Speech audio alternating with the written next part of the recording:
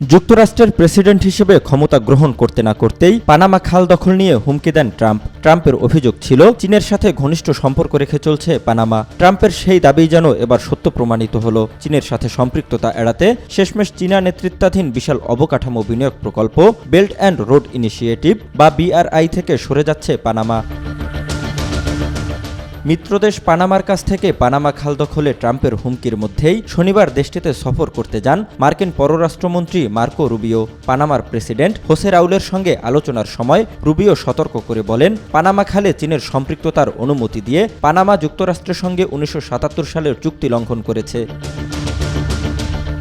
পরদিন সকালেও ট্রাম্প হুঁশিয়ারির পুনরাবৃত্তি করে সাংবাদিকদের বলেন, চীন পানামা খাল চালাচ্ছে, যা বোকার মতো পানামাকে দেওয়া হয়েছিল। যুক্তরাষ্ট্র এটি ফিরিয়ে নিতে যাচ্ছে অথবা খুব শক্তিশালী কিছু ঘটতে যাচ্ছে। এরপরই চীনের বেল্ট অ্যান্ড রোড ইনিশিয়েটিভ থেকে সরে আসার ঘোষণা দেন পানামার প্রেসিডেন্ট।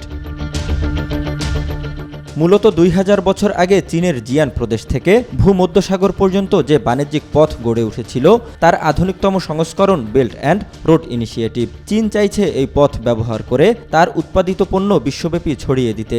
এই প্রকল্পে 60টি দেশকে অন্তর্ভুক্ত করা হয়েছে, যার ব্যয় ধরা হয়েছে প্রায় $1 ট্রিলিয়ন। চীন চাইছে 2049 সালের মধ্যে প্রকল্পটি শেষ করতে। যুক্তরাষ্ট্রের ঘাড়ে নিঃশ্বাস ফেলেছে চীনের এই প্রকল্প। 3 মহাদেশের একটি বড় অংশ জুড়ে চীনের এই বিপুল বিনিয়োগে উদ্বিগ্ন বিশ্বের শীর্ষ অর্থনীতির দেশ যুক্তরাষ্ট্র। 2023 সালের ডিসেম্বরে এই প্রকল্প থেকে নিজেদের সরিয়ে নেয় ইউরোপের অন্যতম প্রভাবশালী দেশ ইতালি। চলতি বছরের শুরুতেই পানামার এমন সিদ্ধান্তকে তাই চীনের বিরুদ্ধে ট্রাম্পের আরেকটি কূটনৈতিক বিজয় হিসেবেই দেখছেন অনেক বিশেষজ্ঞ। জহিরুল ইসলাম, আজকাল।